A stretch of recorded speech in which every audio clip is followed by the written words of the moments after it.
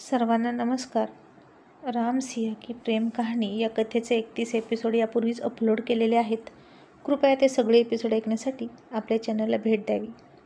राम आणि सिया पुन्हा फ्रेंड्स झाले होते. अजूनही सिया रामला तसेच लव्ह लेटर पाठवत होती.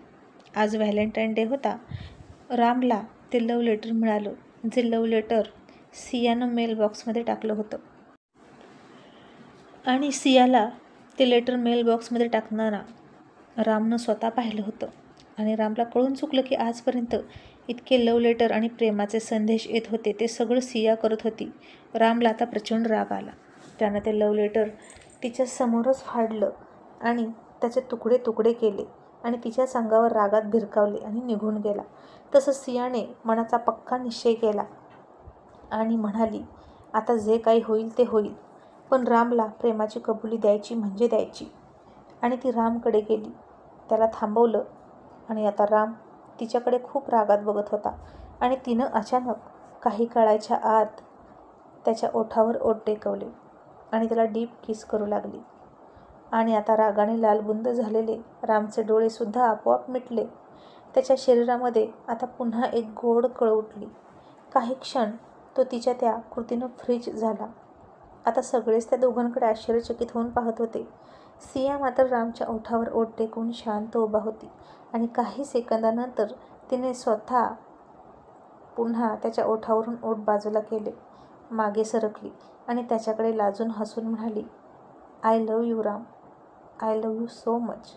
जेव्हा मी तुला पहिल्यांदा पाहिलं त्या दिवसापासून मी तुझ्यावर प्रेम करते. पण मला असं वाटतं की त्याच्याही आधीपासून, खूप खूप आधीपासून मी तुला ओळखते. आपलं नातं काही महिन्यापासूनचं नाही तर खूप वर्षापासूनचं, जन्मोजन्मीचं आहे असं मला वाटतं. राम आता फक्त शॉक होऊन तिच्याकडे पाहत होता. हे तिनं काय केलं हे त्यालाही समजत नव्हतं. आणि सिया पुन्हा एकदा म्हणाली, राम, आय लव्ह यू, मी तुझ्या उत्तराची वाट बघत आहे असं म्हणाली आणि ती पळतच लाजून तिच्या क्लासरूममध्ये गेली. आणि आता रामकडे जीवन आला आणि त्याला भानावर आणत म्हणाला, राम, अरे चल पटकन इथून, सगळे तुझ्याकडेच बघत आहेत. राम आता पुन्हा क्लासरूममध्ये गेलाच नाही. तो तसाच कॅन्टीनमध्ये गेला. त्याला अजूनही विश्वास बसत नव्हता की हे सगळं असं काहीतरी सिया करेल. तसं त्याच्यापर्यंत आलेला हा आय लव्ह यूचा प्रस्ताव काही नवीन नव्हता. त्याला याआधीसुद्धा स्वाती त्याच्या मागे खूप लागली होती. पण सियाचा तो किस कुठे ना कुठेतरी त्याला आतून हलवून टाकत होता. असं काहीतरी होतं तिच्यामध्ये जे रामला तिच्यापासून दूर जाऊ देत नव्हतं.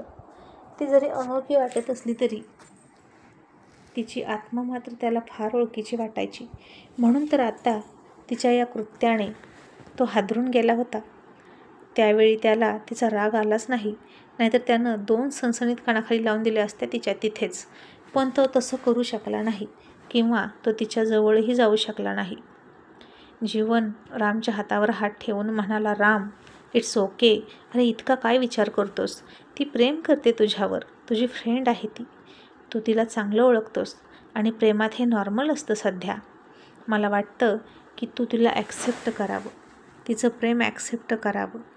तसा राम जीवनचा हात झिडकारून म्हणाला, नाही जीवन, मी हे करू शकत नाही. मूर्ख मुलगी आहे ती.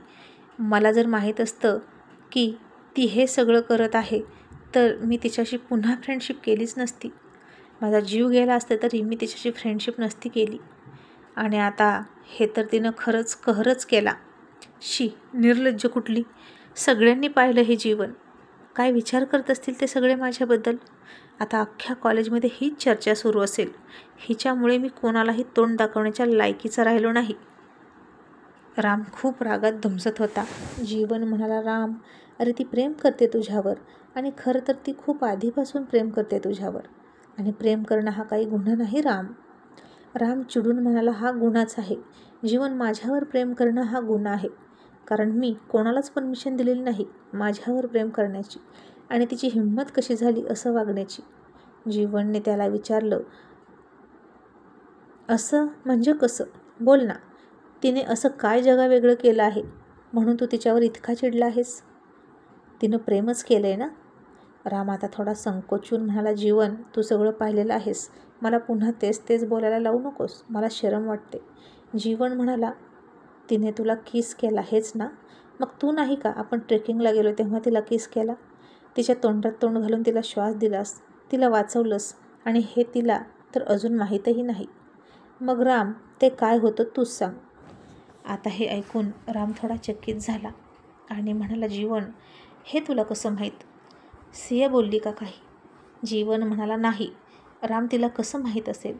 तिने नाही मला काही सांगितलं, कारण ती तर बेशुद्ध होती. राम म्हणाला, मग हे तुला कोणी सांगितलं? जीवन म्हणाला, तिथंच पलीकडंच काही गुराखी होते. त्यांनी हे दृश्य पाहिलं होतं आणि आम्ही ट्रेक करून येताना त्यांनी आम्हाला सांगितलं सगळं. राम, आता सोड हा हट्ट. तिला वाचवण्यासाठी तू तुझ्या मर्यादा ओलांडल्या आहेत त्या दिवशी. मग ती तुला अनोळखी नाही आणि तूही तिला अनोळखी नाहीस. मुलगी चांगली आहे, इनोसंट आहे. सगळ्यात महत्त्वाचं म्हणजे तुझ्यावर जीवापाड प्रेम करते. राम म्हणाला, जीवन, तुला सगळं माहीत असूनही तू असं का म्हणतोस? जीवन म्हणाला, हो, सगळं माहीत आहे मला. पण कोण आहे ती मुलगी? ती सतत तुझ्या स्वप्नात येते. मग ती का समोर येत नाही? तुला तर तिचा चेहरासुद्धा स्पष्ट दिसत नाही. राम, कुठल्या तरी भासांच्या मागे तू धावू नकोस. जे सत्य आहे ते स्वीकार. तू सियाला स्वीकार, तिचं प्रेम ॲक्सेप्ट कर. आता इतक्यात तिथं सियासुद्धा आली, कीर्तीसोबत खाली मान घालून. तिला बघितलं आणि रामनं पुन्हा तिच्याकडे रागात पाहिलं. तो तिथून निघाला. इतक्यात सियानं त्याचा हात पकडला आणि राम खूप रागात हात झटकून म्हणाला, leave me alone, I hate you Siya. Siya पुन्हा बारीक तोंड करून म्हणाली, राम, हेट तू कर माझा, पण हेट करण्याआधी प्रेम करावं लागतं. मग आधी लव तरी कर ना. राम म्हणाला, ते शक्य नाही. सिया म्हणाली, का शक्य नाही राम? मी माझा जीव देईल, लक्षात ठेव. राम म्हणाला, तू मला अशा धमक्या पुन्हा पुन्हा देऊ शकत नाहीस, समजलं? तुझा जीव वर आला असेल तर तू देऊ शकतेस, मला काही फरक पडत नाही. आणि जरी तू तुझा जीव दिला तरी सतत तुझा जीव वाचवायला मी बांधील नाही. तुझ्या जीवाची तू मालकी नाहीस, त्याचं काय करायचं ते तू ठरव. सिया आता आणखीन थोडी हसली आणि म्हणाली, राम, तुला आणखीन एक किस हवा आहे का? आता रामचं आणखीन डोकं सरकलं आणि त्याने त्याचं डोकं पकडून म्हणाला, बापरे, कोणत्या मातीची ही बनली आहे मुलगी? तुला काही लाज शरम आहे की नाही? तुझ्यासारखी मुलगी कधीच कोणावर प्रेम करू शकत नाही. सेल्फिश आहेस तू. तुझ्यामुळे मी कोणालाही तोंड दाखवण्याच्या लायकीचं राहिलो नाही. सिया म्हणाली, राम, फक्त किस केलं आहे मी तुला, तुझी इज्जत नाही घेतली, जे तू इतका ओव्हर ॲक्टिंग करतोस. आणि राम, यात सेल्फिश काय आहे? इतके दिवस मी तुझ्यावर प्रेम करते, पण तू रागावशील, तुला काय वाटेल म्हणून शांत होते ना. म्हणजे मी तुझ्या मनाचा विचार केला ना. आणि आज तर प्रेमाचा दिवस आहे. आज प्रत्येकजण स्वतःचं प्रेम कबूल करत असतो आणि याच दिवसाची ते वाट बघत असतात, अगदी वर्षभर. तसा मीही केलं. राम, जशी फ्रेंडशिप स्वीकारलीस तशी लवशिपसुद्धा घे ना माझी. असं म्हणून तिने रामसमोर गुलाबाचं फूल पकडलं. रामने ते फूल घेऊन चुरगाळून पायाखाली दाबलं. सिया म्हणाली, राम, फूल तर चुरगाळून टाकलंच, पण माझ्या हृदयाचं काय? ते चुरगाळून नाही ना टाकू शकत तू. राम, मला माहीत आहे मीही तुला आवडते. राम म्हणाला, नाही, तू मला आवडत नाहीस. सिया म्हणाली, मग का सतत मला वाचवतोस? का माझी मदत करतोस? का जिथे तिथे तू मला अडवा येतोस?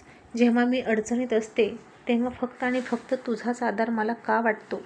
राम म्हणाला, सिया, हे सगळे योगायोग आहेत, बाकी काही नाही, आणि त्याचाच तू नको तो अर्थ लावतेस. सिया म्हणाली, तेच तर राम, हे सगळे योगायोग आजपासूनचे नाहीत आणि अचानक होत नाहीत राम. आपल्या दोघांचं भेटणं विधिलिखित आहे असं मला वाटतं. अचानक आपण दोघांनी एकत्र मंदिरात आरती करणं, मी अडचणीत असताना तू माझ्याजवळ असणं, हे निव्वळ योगायोग नाहीत राम. यामागे काहीतरी अर्थ आहे जो मला समजत आहे, पण तुला का नाही समजत? तुला माहीत आहे ते स्केच बिन डोळ्यांचं? त्या स्केचमध्ये मला तुझे डोळे दिसतात राम. खूप वर्षापासून मी ते चित्र पूर्ण करण्याचा प्रयत्न करत होते, पण तुझे डोळे सापडले आणि माझं ते स्केच पूर्ण झालं. ते स्केच म्हणजे माझ्या स्वप्नातला राजकुमार होता आणि तू माझ्या स्वप्नातला राजकुमार आहेस राम. राम म्हणाला, माझा यावर विश्वास नाही आणि तुझे हे सगळे मनाचे खेळ आहेत. सिया म्हणाली, ठीक आहे, असतील माझ्या मनाचे खेळ, पण तुझा काय प्रॉब्लेम आहे? तू कधीच प्रेम करणार नाहीस का कोणावर? तू कधीच कोणत्या मुलीशी लग्न करणार नाहीस का? मग माझ्याशी लग्न केलं तर काय हरकत आहे? मी इतकी वाईट नाही राम. राम म्हणाला, तू वाईट आहेस किंवा चांगली याच्याशी मला देणं घेणं नाही, पण मी तुझ्याशी लग्नच काय पण प्रेमही करू शकत नाही. आणि आता जी होती ती फ्रेंडशिपसुद्धा नाही आपल्यात. सिया म्हणाली, आता मला तुझ्याशी फ्रेंडशिप करायचीच नाही, कारण फ्रेंडशिपच्या पुढे गेले आहे मी. आणि आता तर मला तुझी लवशिपसुद्धा नको. मला फक्त तुझ्याशी लग्न करायचं आहे. तू माझ्यावर प्रेम कर अगर ना कर. आणि हे ऐकून तर राम फारच शॉक झाला आणि तिला म्हणाला, खरंच तू मूर्ख आहेस. कधीच न पूर्ण होणारं नको ती स्वप्न तू बघत आहेस. सिया म्हणाली, अजिबात नाही. माझी स्वप्न मी पूर्ण करून राहणार आणि माझा ठाम विश्वास आहे की तू सुद्धा जास्त काळ माझ्यापासून लांब राहणार नाहीस. रामसुद्धा तिला चॅलेंज देऊन म्हणाला, मग तू कर तुझे प्रयत्न, बघूच किती काळ तुझा संयम टिकतोय. तूच हरशील आणि माझा नाद सोडून देशील. तू माझा दृढनिश्चय कधीच हलवू शकत नाहीस. I hate you, I hate you, I hate you असं 3 वेळा म्हणून राम निघून गेला. आणि पाठीमागं सिया 4 वेळा म्हणाली, I love you Ram, I love you, I love you, I love you Ram. आणि असं म्हणून सिया गालात हसायला लागली. आणि कीर्ती म्हणाली, सिया, आज तर तुझ्या हिमतीची दाद द्यावी लागेल मला. खरंच खूप मोठं धाडस केलंस तू. सिया म्हणाली, मग काय करू? किती दिवस असं लपून छपून राहू? आणखीन 5 वर्षांनी जरी बोलले असते ना कीर्ती मी त्याच्याशी, तरी तो असंच वागला असता. मग निदान आज बोलून त्याची आणि माझी कोंडी फोडून आता त्याचं मन वळवण्यासाठी मला प्रयत्न तरी करता येतील. तेही लपून छपून नाही तर खुलेआम. कीर्ती, मी नाही जगणार त्याच्याशिवाय. रामशिवाय सिया अधुरी आहे, अपूर्ण आहे. कीर्ती म्हणाली, पण सिया, राम आणखीन खूप तुला त्रास देणार आहे. पण तू तुझी हिंमत हरू नकोस. जीव वगैरे देण्याचा त्या दिवशीसारखा विचार करू नकोस. सिया, असा वेडेपणा पुन्हा करायचा नाही. सिया हसली आणि म्हणाली, अजिबात नाही. मला तर रामसोबत माझं अख्खं आयुष्य घालवायचं आहे. मी कशाला मरते? मी तर फक्त रामचं मन बघत असते. माझ्या मरणाची भाषा ऐकून त्याला किती त्रास होतोय हे बघत असते. आणि राम जवळ नसताना असला मूर्खपणा मी कधीच करणार नाही, कारण तो मला वाचवतो ना, म्हणून असलं सुचतं काहीतरी करायला. आणि आजपर्यंत किती नाटकं केली त्याची फ्रेंडशिप मिळवण्यासाठी, पण आता खरं खरं प्रयत्न करायचे त्याची अर्धांगिनी होण्यासाठी. कीर्ती म्हणाली, सिया, तू ना खूप डेंजर आहेस. तू खूप त्याच्यासाठी कोणत्याही थराला जाऊ शकतेस हे मला आत्ता कळतंय. सिया म्हणाली, प्यार में और जंग में सब कुछ जायज़ होता है. आता बघ तू, त्याला मी माझ्यावर प्रेम करायला भागच पाडणार. पण कीर्ती, त्याच्या आयुष्यात कोणी मुलगी असेल का गं, म्हणून तो असा करतोय का? म्हणजे कोणी त्याची लहानपणीची फ्रेंड वगैरे जी त्याच्या मनात आहे पण समोर येत नाही, असं कोण असेल का? असं असेल तर कीर्ती, मी तिच्यावर अन्याय नाही ना करत. मी माझा हट्ट सोडेल. कीर्ती म्हणाली, नाही गं, जीवन सांगत होता की कोणीतरी त्याला अस्पष्ट असं दिसत असतं. आणि सिया म्हणाली, पण ही बया कोण आहे? ती त्याच्यासारखी डोक्यातच बसलेली आहे. ती आधी शोधली पाहिजे. पण राम काही धड सांगतच नाही. सगळं स्वतःजवळ ठेवत असतो. मग कसं कळणार आपल्याला? त्यामुळे सिया, तुला जे करायचं आहे ते जपून कर. राम जास्त हर्ट होईल असं काही करू नकोस. सिया म्हणाली, मला वाटतं कीर्ती, त्याला हळूहळू माझी सवय लागलेली आहे. बघ ना, आज मी चक्क इतका वेळा पिवळा ड्रेस घालून आलेले आहे, तरी त्याला त्रास नाही झाला. आणि तुला माहीत आहे का कीर्ती, मला वाटलं होतं की मी हे केल्यावर राम माझा गळा पकडेल किंवा माझ्या 2 थोबाडीत लावेल. आणि मी हे सगळं सहन करण्याची तयारीसुद्धा ठेवली होती. पण रामनं असं काहीच नाही केलं. तो त्यावेळी चिडला नाही, काही वेळानंतर चिडला. याचा अर्थ तो सुद्धा मला लाईक करतो. फक्त थोडीशी आडकाठी आहे. पण तो सगळं सविस्तर बोलतच नाही. मला तर असं वाटतंय की त्याच्या घरी जाऊन त्याच्या आईशी बोलावं. त्याच मला काहीतरी सगळं सांगू शकतील. कीर्ती म्हणाली, तुला जसं योग्य वाटेल तसं कर, पण त्याचा अंदाज घेऊन कर. मग आता सियानं काही दिवस बसनं नाही यायचं असं ठरवलं. सतत त्याच्या तोंडासमोर यायला नको म्हणून ती स्कूटीने येत होती. आता जो तो रामला बघायचा आणि हसायचा. मग काय राम, तू ठीक आहेस ना? ए राम, तुला काही झालं तर नाही ना? 1-2 त्याचे चावट मित्र त्याचे ओठ बघायचे आणि म्हणजे बघू बघू इथे काहीतरी लागलंय असं म्हणून सगळे त्याची चेष्टा मस्करी करायचे. अगदी त्याचे समवयस्क प्रोफेसरसुद्धा रामकडे बघून हसायचे. आणि राम मात्र खूप शरमून जायचा त्या सगळ्या गोष्टीनं. आणि त्याला सियाचा जास्त राग यायचा.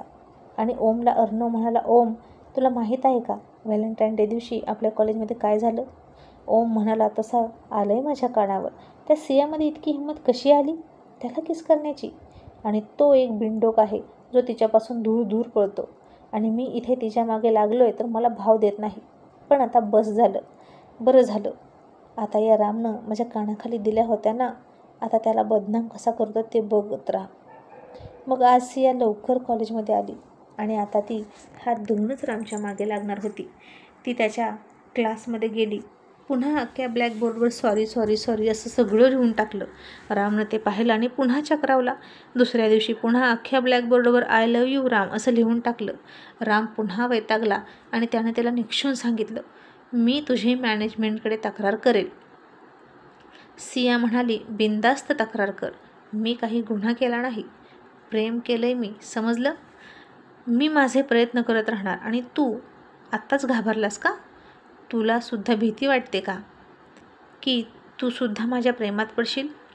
राम म्हणाला, अजिबात नाही, मी तुझ्या प्रेमात पडणार नाही. सिया म्हणाली, मग मला माझे प्रयत्न करू दे. तू जास्त अस्वस्थ होऊ नकोस आणि स्वतःला त्रास करून घेऊ नकोस. तू रिलॅक्स राहा. तू फक्त स्वतःवर कंट्रोल कर. रामने आता मूर्ख मुलगी असं म्हणून डोक्यावर हात मारला आणि निघून गेला. आणि सिया म्हणाली, असेल मी मूर्ख, पण प्रेम मी शहाण्या माणसावर केले. आता बघूच या दगडाला कधी पाजर फुटेल. आणि जर नाही पाजर फुटला तर तोच दगड मी डोक्यात घालून जीव देणार. मग आता राम पुन्हा लँग्वेज लॅबमध्ये जाणार होता. सिया कीर्तीला म्हणाली, आज मी त्याला सरप्राईज देते. तिथंच लपून बसते. जीवन तू रामला फक्त एकट्याला पाठव आणि बाहेरून दरवाजा लावून घे. मग ठरलेल्या प्लॅननुसार सिया आधीच लँग्वेज लॅबमध्ये जाऊन बसली. तसं लँग्वेज लॅबमध्ये आवडीनं जाणारे असे विद्यार्थी कमीच होते. राम मात्र नेहमीच जायचा. त्या दिवशी तो लायब्ररीत जायचा नाही. त्या दिवशी तो लँग्वेजमध्ये असायचा. आणि आता झालं भलतंच. ओमनं सुद्धा रामला पुन्हा बदनाम करण्याचा प्लॅन केला. त्यानं त्याच्या गर्लफ्रेंडलासुद्धा सियाच्या नंतर गुपचूप त्या लँग्वेज लॅबमध्ये लपायला लावलं आणि म्हणला, राम जसा आतमध्ये येईल तसं तू त्याच्यावर विनयभंगाचा आरोप कर. तुला आणि त्याला तिथेच एकत्र बघून नक्कीच सगळे त्याला दोषी पकडतील. तू रड, पड, काजळ, केस विस्कट, वाटलं तर तुझे कपडेसुद्धा फाड. पण रामवर आता सगळ्यांनी डाऊट घेतलाच पाहिजे. आता ठरलेल्या प्लॅननुसार ती मुलगीसुद्धा तिथं लपून बसली. सिया एका कपाटाच्या मागे आणि ती मुलगी दुसऱ्या कपाटाच्या मागे लपून बसले. दोघींनाही राम आलेला दिसणार होता आणि थोड्याच वेळात पाठीमागून रामसुद्धा आला. आणि आता पुढे काय होईल हे बघण्यासाठी एपिसोड पुढचा नक्की पहा. कथा आवडत असेल तर लाईक करा, शेअर जरूर करा. थँक्यू.